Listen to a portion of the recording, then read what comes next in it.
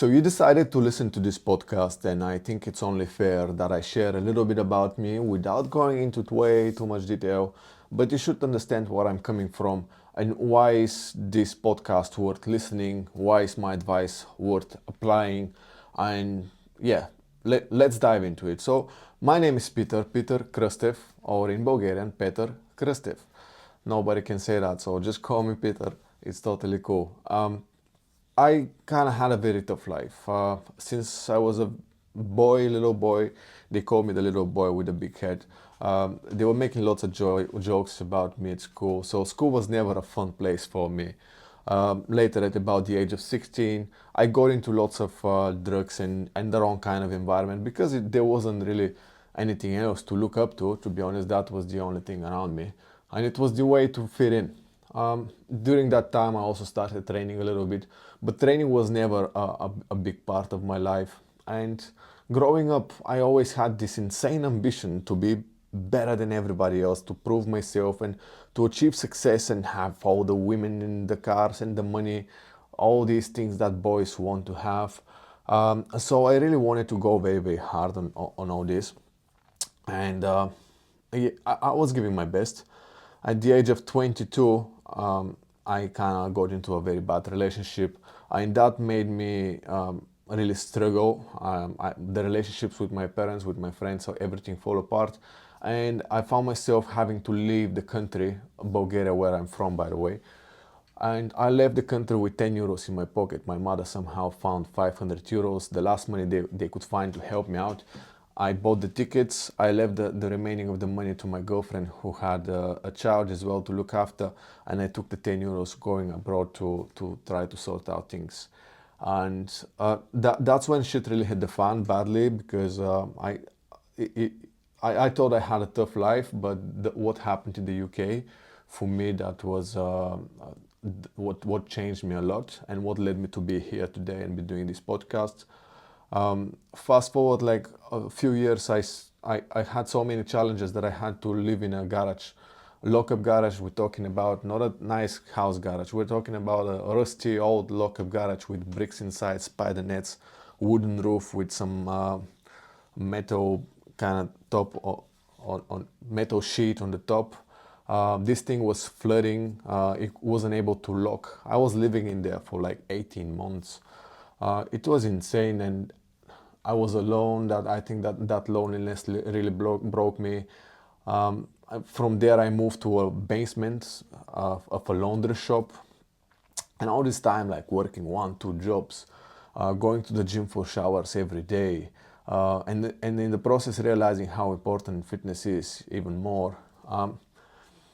And and that's kind of the struggles I went through up to the age of 25, 26. You can listen about more details maybe in a future episode that I'll record, or some of my guesting episodes to other podcasts. By the way, I've been on quite a few, so you can go and have a listen. But what's important to know is that I was never somebody able to stick to training. I was never able to stick to anything, not even a business. I had all these ideas and ambitions to try things and to be successful, but I was starting and stopping every single thing that I was trying. And I tried a lot of things during these tough periods, and before that, and after that. The last thing was a business that I tried with my friend in Amazon FBA, and we kind of split part ways, me and him, in that time. And I stopped the business again, and really I found myself at the age of 28 without any idea what I'm going to do with my life, and I was really getting depressed and desperate at this point because the, I was already at 28. I mean, I wanted to be rich and millionaire at the age of 22.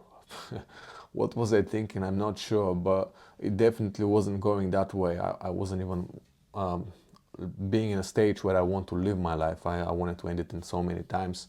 So we're talking about a lot of struggle to the point where I become very desperate. And in that time is when I found God. I think God is like the most important part of my life, and you hear me talk about it openly because it is true. It's Jesus Christ, and He saved me. I prayed one day. I prayed in the name of Jesus to be forgiven for my sins and to be shown the truth, and He did it, man, and He did it and changed my life ever since. Never been the same.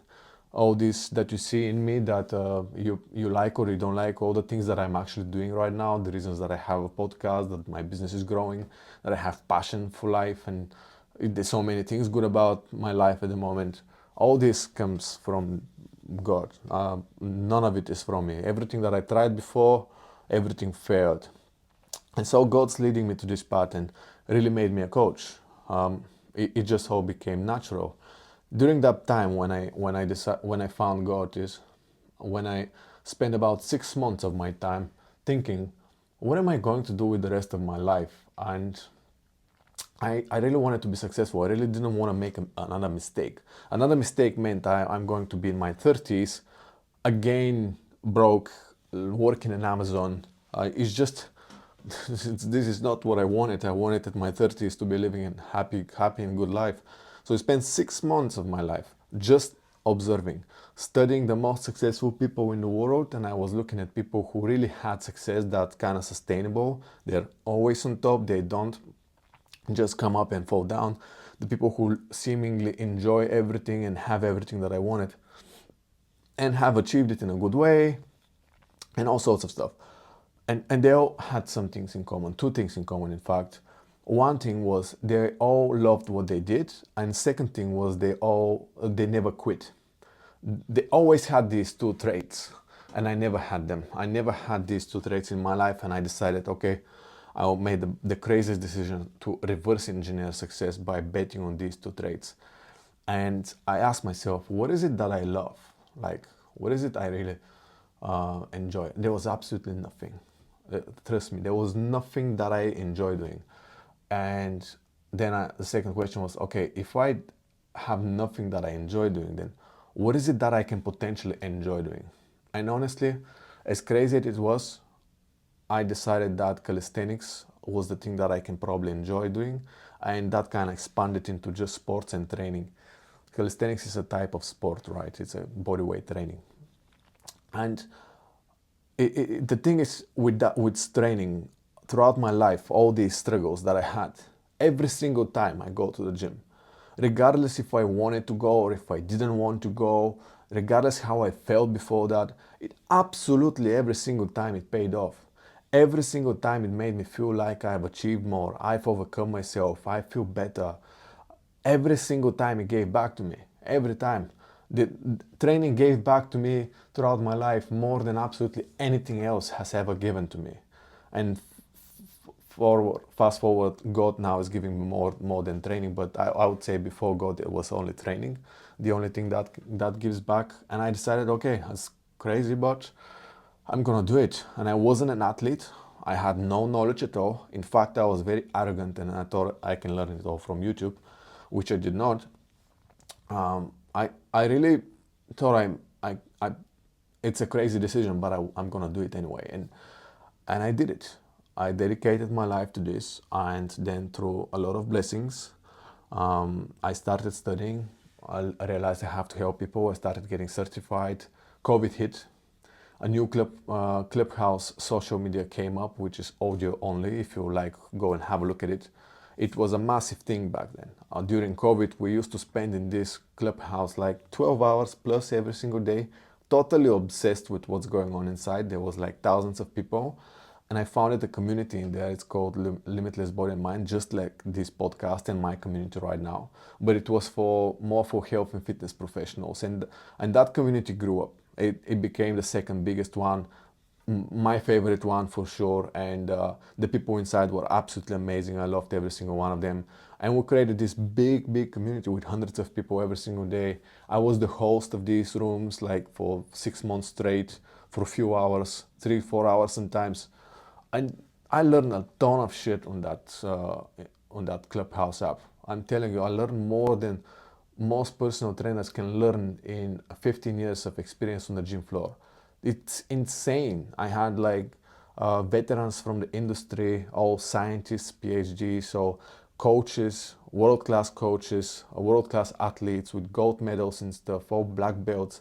I mean, the norm was like so high, the level was so high, and I was like, yeah, I was super low. But everybody loved and respected me and kind of followed me, and they brought me up and they taught me so much. And the good thing is, I was the guy asking the questions. And I wasn't arrogant to think that I know it all. I was actually trying to not say anything stupid. I was just trying to ask the question of the things that I wanted to learn. I really wanted to learn everything. And I had to just be very careful what I say, because in what I learned very quickly in this industry, if you say something stupid, regardless what your reputation is, everybody is going to attack you for saying that stupid thing. So I had to be very careful with what I say, and that's when I realized how much it is to learn and how deep it all goes. And I really expanded my knowledge since then. And then the coaching practice started growing because people realized I know what I'm talking about. They realized I know what I'm talking about before I realized I know what I'm talking about. It took me probably about 2 years to really appreciate fully what I actually learned there, because I thought that's probably common sense things and most people in the industry know them. But no, I look around right now in personal, in gym floors, or even on YouTube, on Instagram. There's so much nonsense going on out there, and that's one of the reasons why I'm doing this podcast for you right now. The information out there is ridiculous. It's so bad. Often there's no regulation. Everybody can join the industry just like I joined, and I'm not saying that's a bad thing, but man, there's no regulations, and it's just a bit wild. People were spreading false information left, right, and center, and that's especially because of profits, profit ideas, profit-driven marketing, and they just try to sell ideas and products and services, and market them as the magic tools. When there's no magic tool, there's certain ways you want to do things and certain ways you don't want to do things, and there's multiple reasons for each one of them. And that's what this podcast will be about now. So enjoy listening. Thanks for listening to my story. If you find it inspiring, you can find it in another podcast. Make sure to download the EverFit app, which I'm going to share the link, and register for the Fit in 4 Weeks program, which you can start right away. Next episode, I will share some things that you should not be doing and you should be aware of, which you're probably doing, and if you stop doing them, you'll get like massive benefits and improvements right away. And yeah, we'll keep diving. Make sure to like and share this podcast, please, because it's brand new. It's my first podcast as well, and your support is all I need for it to kind of last and be shown as something that people like. So please help me out whilst I'm trying to help you out with this podcast, and I'll see you in the next episode.